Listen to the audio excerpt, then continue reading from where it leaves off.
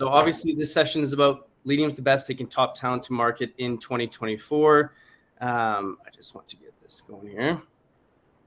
This panel will be about how you and your staffing company can make the most of their available talent to get ahead in business. Wanted to get a quick slide here just to introduce everybody on the expert panel. I'm your host, Michael. I am the sales manager here at Candidately. I'm just going to be facilitating the conversation. We have three great individuals that I'm very, very excited to welcome. They'll be getting their insights on taking top talent to the market, the good, the bad, the ugly. You know, what's worked really well for their companies and their verticals, what hasn't worked very well.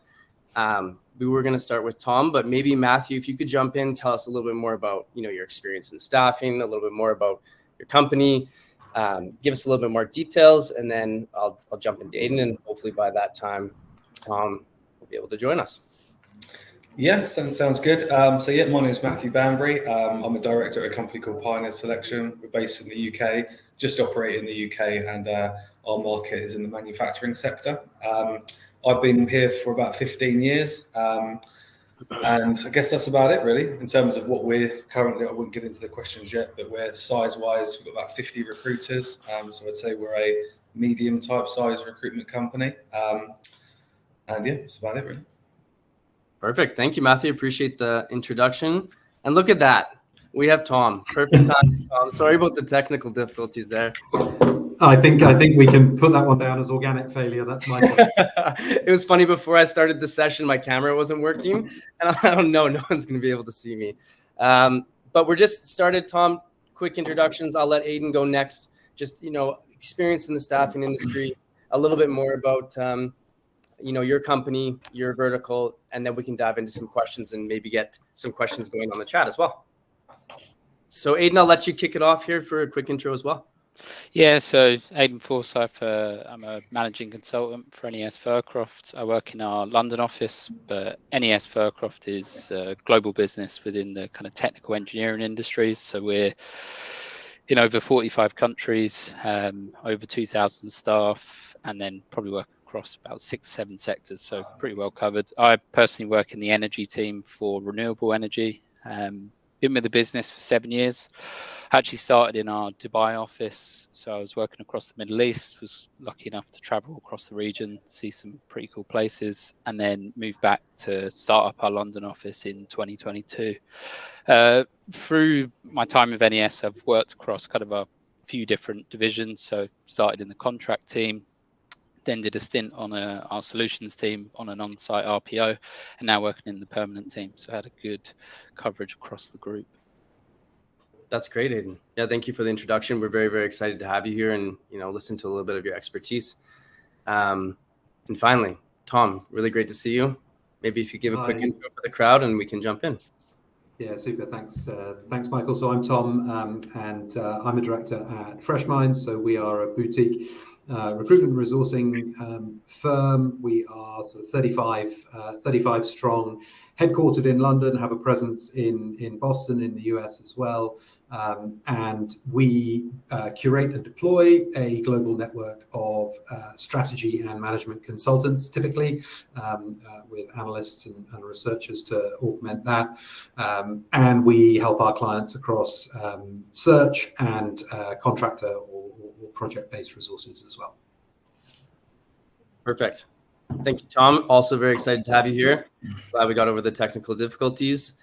So now I'm going to get into some questions. I'll stop sharing my screen. We can just have a general discussion here, but this is all about taking your top talent to market. We want to talk a little bit about the business development efforts, what's worked well, what hasn't worked well. And the first question I'm going to ask all three of the panelists to go ahead and answer. And then from there, we can continue the conversation. So the first question I will put forward to all three of you is, can you describe your current strategy for taking top talent to market as it stands right now? And sorry, I guess I should definitely maybe Aiden, if you want to start. Yeah, definitely. So I think for us, it's really kind of focusing on the mission. So what we've seen now is actually the candidate's personal values need to match up with what the employer's corporate values and what their personal missions are. I've seen that most firsthand in the renewable sector. So companies that have a firm commitment to energy transition and net zero is actually one of the more significant factors for someone wanting to join that business than anything else. So to apply that when we're approaching clients and using that strategy, we've been looking more at, because we're in a very highly competitive market where experienced candidates, there's less of them than there is jobs. It's really working amongst different industries to find who has transferable skills, but who has that kind of passion for what the company's doing that can actually apply it. So really looking at the values, and through that we've been able to unlock new talent pools for companies. And when we actually approach them when they don't know us, and we kind of give them the option of, actually there's a huge talent pool out there that you're not tapping into, it's led to quite a lot of success. And that's also worked really well with existing clients, so breaking into new business units where they see us more of a specialist or a niche, to actually show that we can support their own transition and what they're doing through those efforts. So yeah, definitely focusing on the mission on a personal and company level. Okay, that's great. Thank you, Aidan, for the insight. Matthew, you want to go ahead and touch base on a little bit what you are doing currently and your team's doing?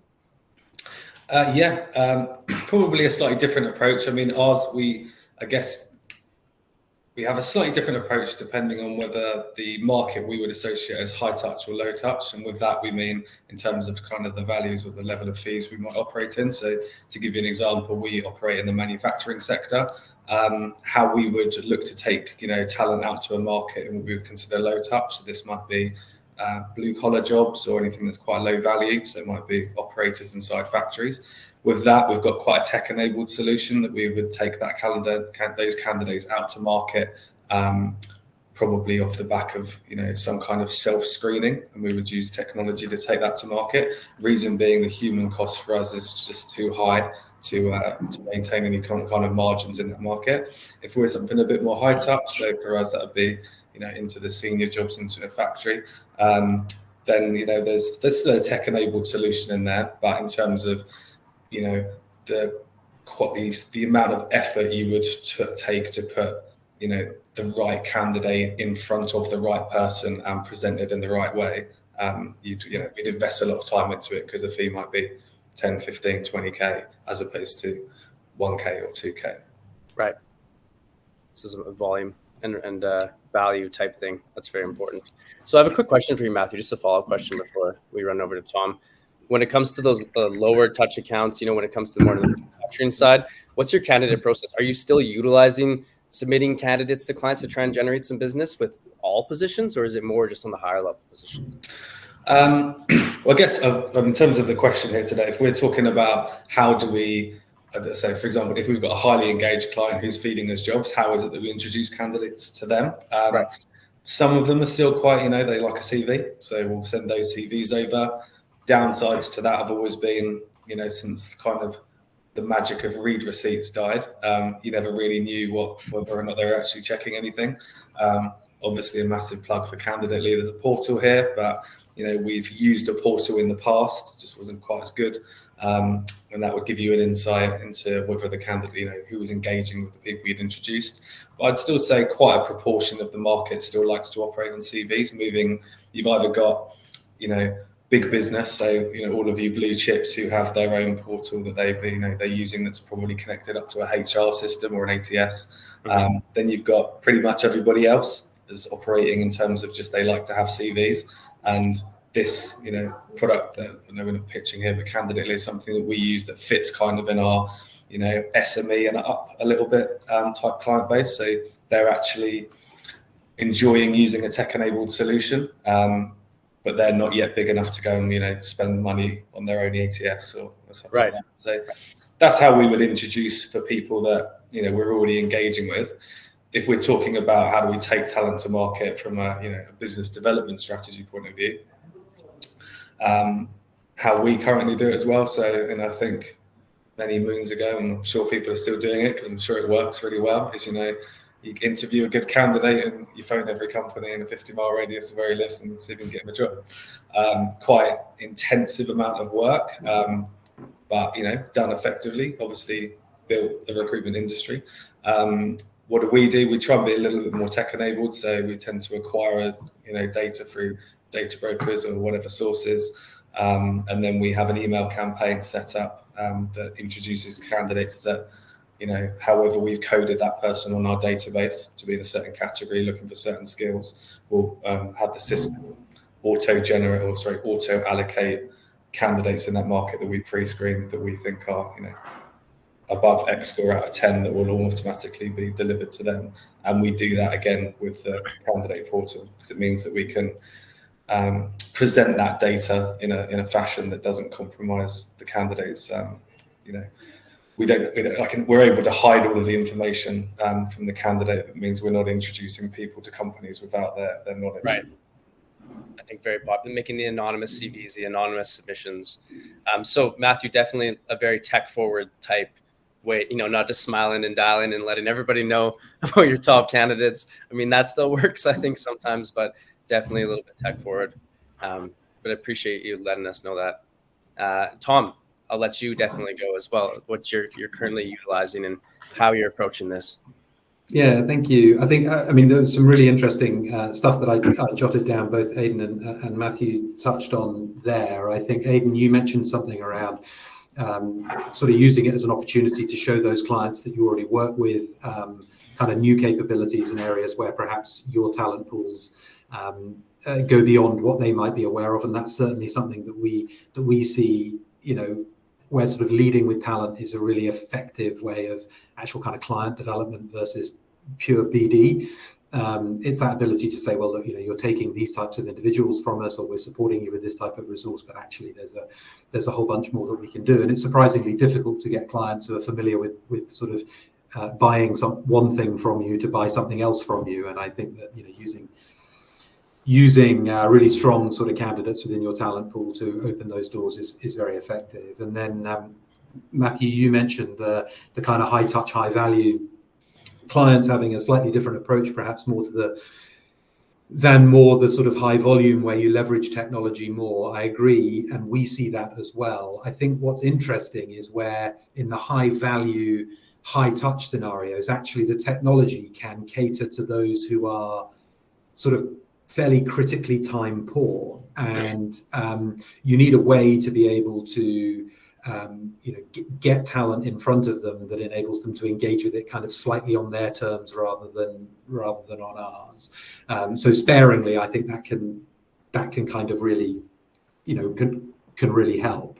But I think fundamentally we see that it just really has to be sort of deeply targeted, deeply focused, and that's about sort of just having a real strong understanding of the client. And I think you potentially run the risk of sort of introducing somebody who you think looks great and they think looks fine, and then you've almost sort of shut the conversation down. So we do lead with talent, but I think we do it where we kind of know there's zero margin for error.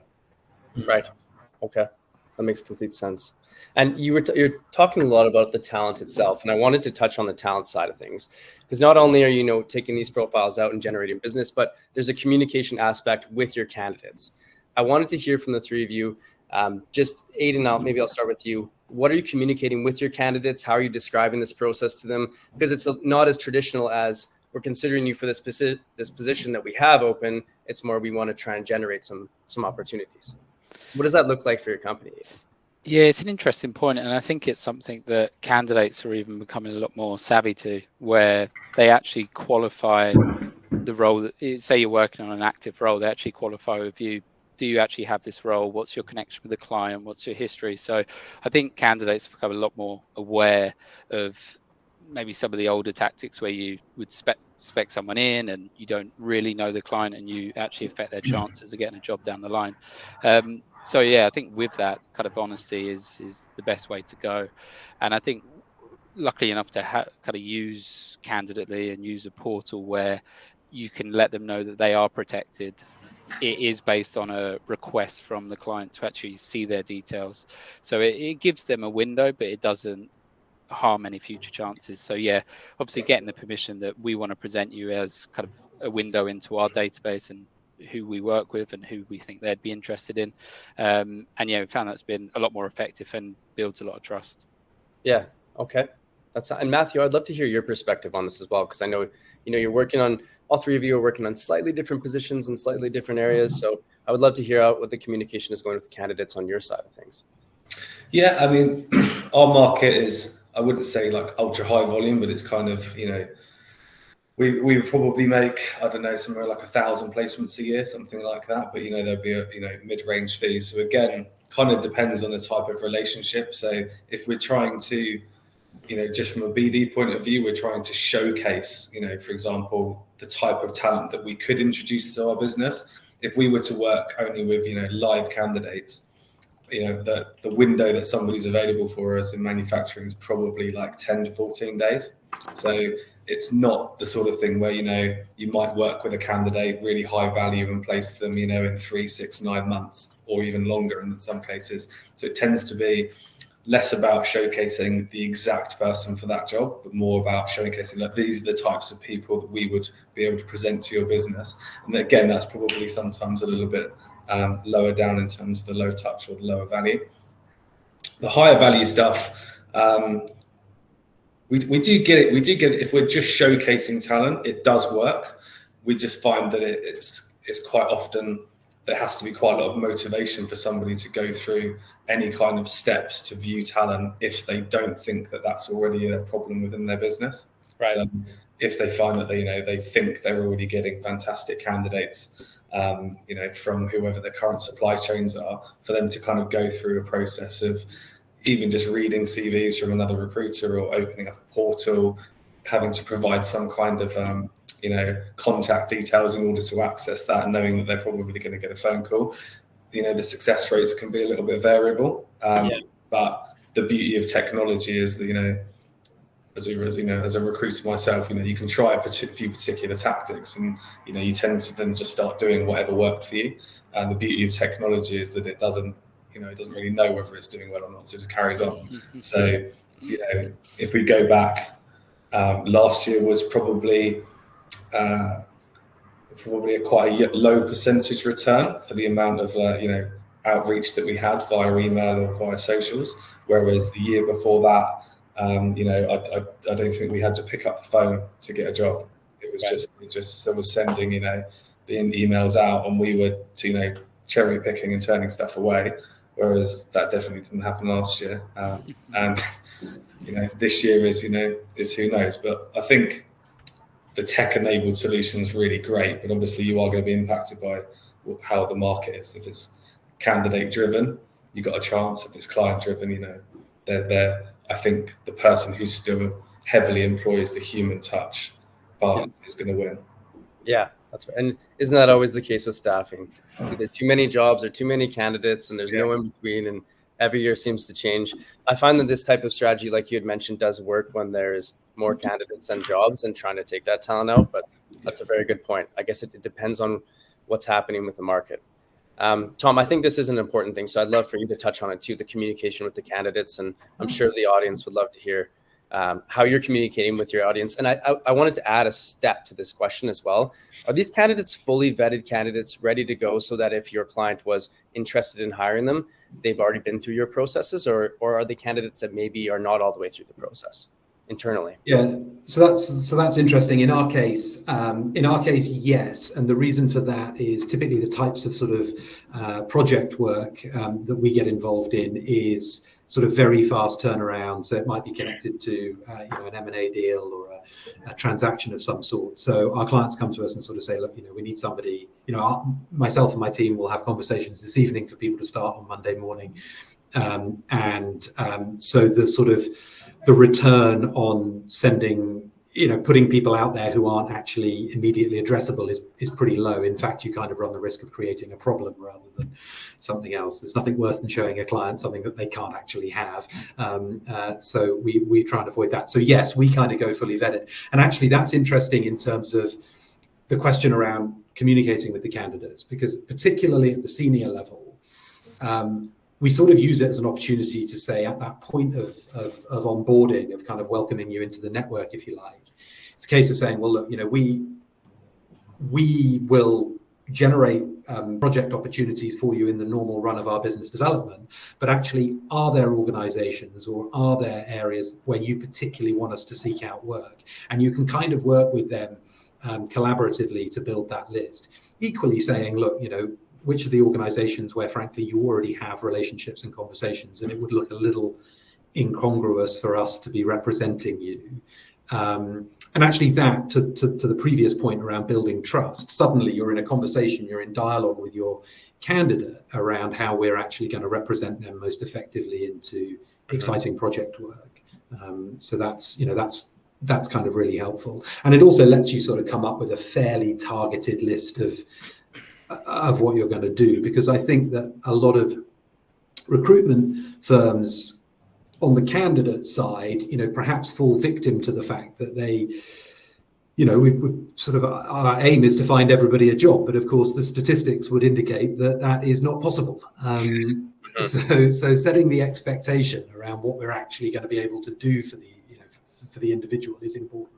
Yeah, I think that's a very, very good point. Setting out expectations. The worst, if somebody's looking for a job or opportunities and things are coming through, I think communicating with the candidate is obviously quite important. I want to switch gears a little bit and talk more on the business development side, and setting your brand apart from competition. I mean, we all know that staffing is incredibly competitive. It's very hard to get exclusive business with your clients. It's even more difficult when you're trying to break into accounts that are already maybe using a competitor. So in talking about this and in talking about going ahead and submitting candidates proactively, maybe trying to break into accounts, is there any tips that you may have for companies that are looking to sort of start this strategy in 2024 and what they can do to set their brand apart? Aidan, maybe I'll start with you. I know you obviously work for a very large company, but I would love to hear your perspective on this. Yeah, it's funny because sometimes we actually have the reverse problem where we actually have clients say, well, if you're so big and you work with this many people and the numbers are so large, where am I going to fit in that? And I'm just going to be bottom of the priority list. So yeah, we often have the challenge of kind of selling the other way. But I think really it's always quality over kind of quantity, and really focusing on that kind of target approach. And I think we're lucky now where companies are so visual. Social media, they have such a big presence on YouTube.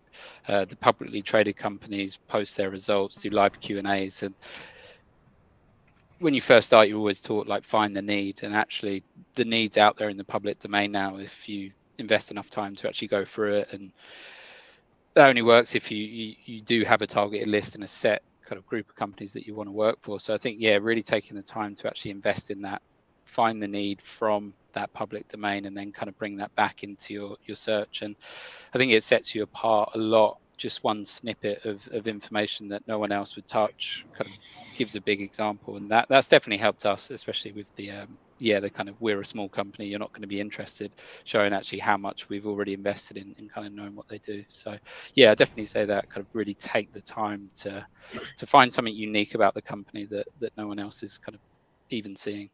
Right. And I think you touched on something that's very important, being segmented, being specialized, knowing who your client base is, knowing the candidates they're looking to hire. I think that's very, very valuable to set not only your brand apart, but yourself apart as, someone that's going to be working on their business. Matthew, would love to hear your perspectives on that.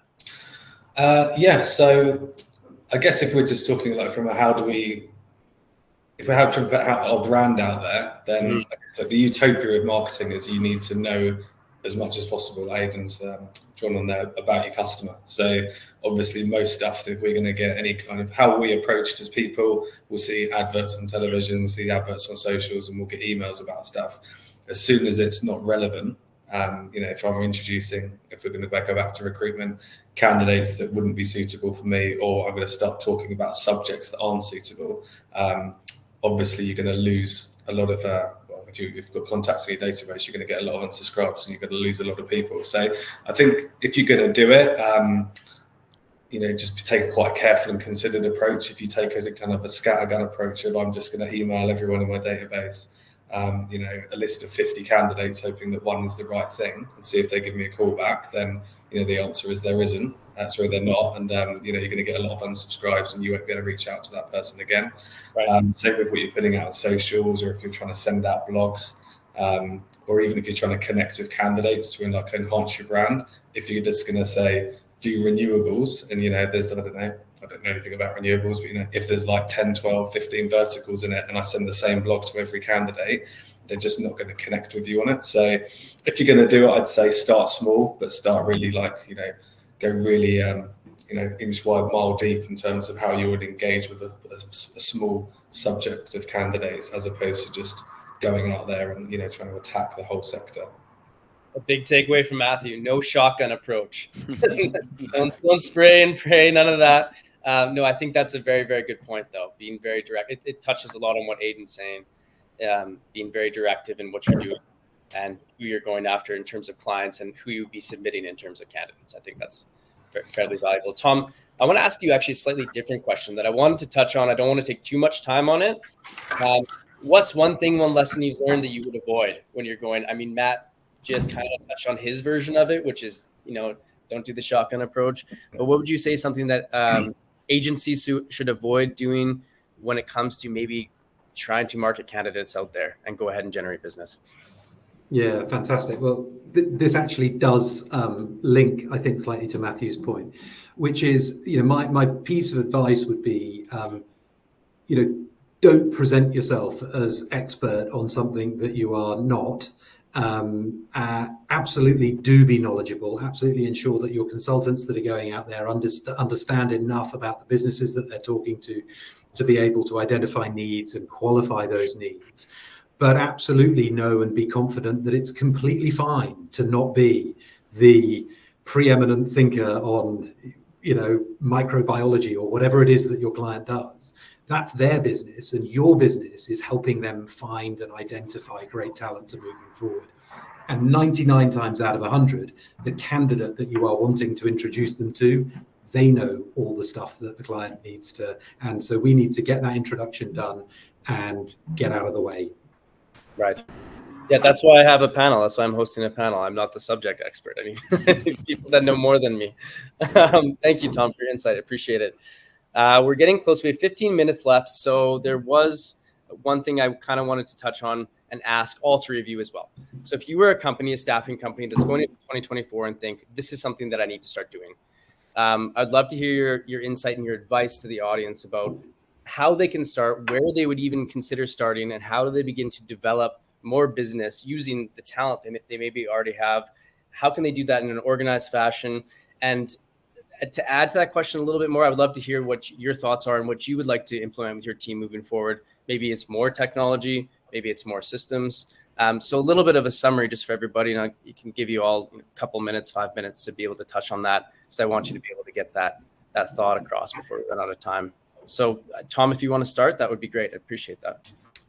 Yeah, so I think that probably my thing would be to really think carefully about the technology that you are employing in your business. Your sort of stack of technology without wanting to make it sound like a kind of big and complex and scary thing. And I think the fact that it took me this long to join the call will give you an indication of how tech savvy I am.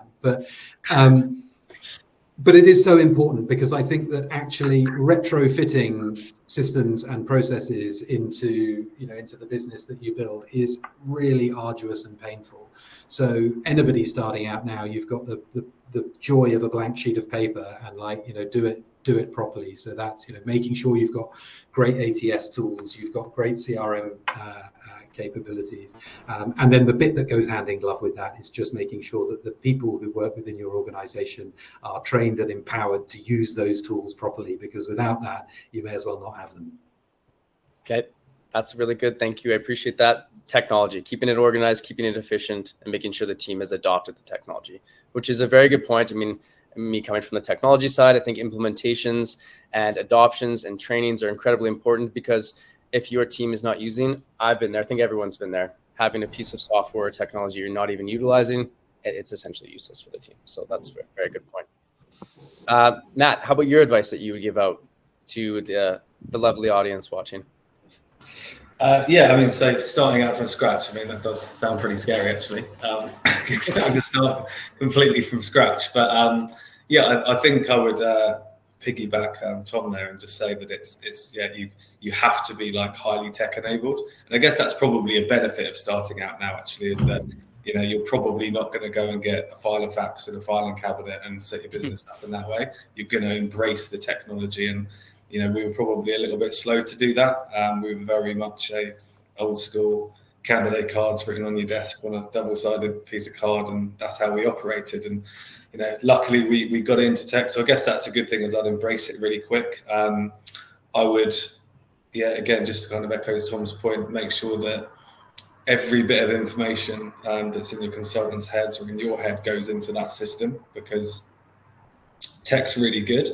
AI is, I guess, coming, but automation is a massive thing at the moment. And the better the level of data entry you've got into that system, the better that's going to work. So we've been really lucky that we've got pretty fast adoption on that. Everybody's adopted all of the technology. They were very happy just to put everything on the system, and it wasn't the candidate goes on the database when I've made a placement just so I get my commission. Everybody's embraced that a lot here, and through that we've probably been able to strip out kind of 15 to 20 hours a week of all of like the old cruddy stuff that you used to have to do, has now been removed, and it's enabled our recruiters just to spend kind of human time doing human things, as opposed to filling candidates' postcodes out and email address updates and moved house, etc., which doesn't really make anybody any money. So I'd be a massive amount of investment into your CRM, which I think is probably a highly underinvested thing is from a lot of companies, and they just buy it as a place to store placements, as opposed to so I've had this. I think someone gave me a really good analogy. It's having a Ferrari and driving it like a Fiesta. If that resonates anywhere around the world, if anybody knows what a Fiesta is, it's just a small little car. A lovely car if you've got one. Sorry, but Very good point. Matt, I wanted to just ask you a follow-up question really quickly. You mentioned saving 20% time, a lot of the administrative work that's involved in staffing, because we all know there's a lot of bookkeeping, keeping up with the ATS, entering data. How did you first select what tools to maybe use to reduce that? Because I bet you a lot of companies are trying to select which tools they're going to use. And then how did you get your team to adopt it so they actually, see the benefit of it? I mean, I could go on about this for a long time, so I'll try. We got 10 minutes. We got to give Aiden a couple. We're like very big on our tech. We adopted Bullhorn probably 6-7 years ago, and we were lucky that we didn't really come from a CRM, so we didn't have kind of too many bad habits. Mm-hmm. Obviously, we then used a product called Herefish, which is now Bullhorn Automation, and we also use Candidately and pretty much whatever Bullhorn makes, we tend to buy it. How has it saved us as a company? I'll be honest, I don't know if we would have necessarily survived as a business through COVID if it wasn't for the fact that we were highly tech enabled, because it meant that we could work from home. It kind of superpowered the recruiters to be able to do to kind of work. The good ones anyway were able to kind of work at kind of almost 10x through COVID while we were kind of bringing people back from furlough. I guess what it does is it enables you to consistently do things that you just can't do as a human. You can, at the click of a button, reach out to 300 candidates that would be a match for your job. Those people can come back to you and automatically tell you if they're interested. I don't have to update anything in the system. If they want to, if they've moved house, they can update the system for me remotely. The candidate does it, and that's how I think we all operate now in the market. Anyway, nobody phones Amazon to say they've got a new address and can they send it to my work. Everything's self-managed, and candidates are happy to do that as well. So that's where it saved us. Either the work wasn't done because if you couldn't be bothered to do it, or or they spent their time doing it, which meant they weren't recruiting and they weren't making any money themselves. So that's a huge amount of updates in the database. We've been able to code 200,000 candidates by category, type, skill, as opposed to just trying to write complex booleans, and it means we don't repeat stuff. So if a candidate comes in, like Tom made a good point, the candidate will tell you that they can do the job and they know what they're good at, and they tend, for the most part, not to lie. So if they tell me what they want, where they want to live, and what they can do, and we just take that at face value, then 80-90% of the time it's pretty true, and it means they just spend. It means we don't have a recruiter having the same conversation every 6 months with another candidate as they come on and off the market. So I think automation's massive. AI is I think it's coming. I don't think it's a huge thing at the moment. Right. They talk loads about AI, but at the minute, all I really see it for is, it helps you write an advert, maybe summarize a candidate's profile. But Yeah. I don't think if you don't get on AI that, you can't run a successful business. But I think you'll, kind of have an arm tied behind your back if you don't get onto it in the future. But automation has been here now for like 5 years. Yeah. So if you're not on automation, I think you're pretty far behind at the moment. So that would be my number Really one. Really valuable points. I think you make a good point too with AI. Personal experience and from what I'm hearing in the industry, AI is very valuable for some things, maybe not quite developed enough for other things, but this could be a whole different conversation in 2025. Who knows? Things are changing so quickly that it's going to be really exciting to see what happens. Aidan, I'll let you definitely have some time though, and give your advice, how you would start out, some most important processes, and any summary. Yeah, I think the AI segue is a pretty good one. We've kind of been looking at that and kind of comparing it to when the internet came in and the amount of jobs that you thought were safe with before the internet and after. And I think AI kind of does propose the same risk, but personally feel that recruitment is one that will be untouched from that. The human element is always there and is always going to be needed. So I think it's important to remember that all these tools that we get are actually tools. They're not replacing what we do. So we utilize a lot, and I think the starting point is making sure they all integrate, because I think you can bring in a lot of different things, but they don't work with each other, and they become actually more of a hindrance versus a tool. And it's down from kind of automated CV passes down to kind of selection techniques. We use like Robo Recruiter, which is a lot more of a kind of conversation led. So programming that in a way, and all of them are different providers, and without that integration, they just wouldn't work. So I think whatever you do, make sure they integrate, and then from a user level, it's making it go full circle. So not actually just using it for the sake of using it. How does it apply to the next thing, and making sure it actually works in that kind of full cycle. So yeah, the more the better, but make sure they all work and you're all knowing why you're using them. Okay. Yeah, I think that makes a lot of sense as well. Technology is only as productive if it's working all together, right? And it's not making lives more complicated. So I think that's a very good place to probably end it. Some main takeaways that I have at least is technology. But I think technology in an organized fashion, not just a shotgun approach to candidates or technology. I think communicating with candidates is extremely important when it comes to this sort of strategy for business development. And then the final one is being very specialized. So, of course, focusing on your audience, focusing on your customers, focusing on your candidates, and making sure that it makes sense for them. So, slowing down to speed up a little bit are some of the things that I've learned today. And I really appreciate the three of you taking the time, all three of you joining from the UK. So that's awesome. And I appreciate if anyone has any questions for these gentlemen, feel free to reach out to them directly on LinkedIn or let us know. We'd love to connect you. Thanks very much for joining the session. I appreciate it. And everyone enjoy the rest of the summit. Okay. Michael, thank you. Cheers. Thank you very much. Take care now.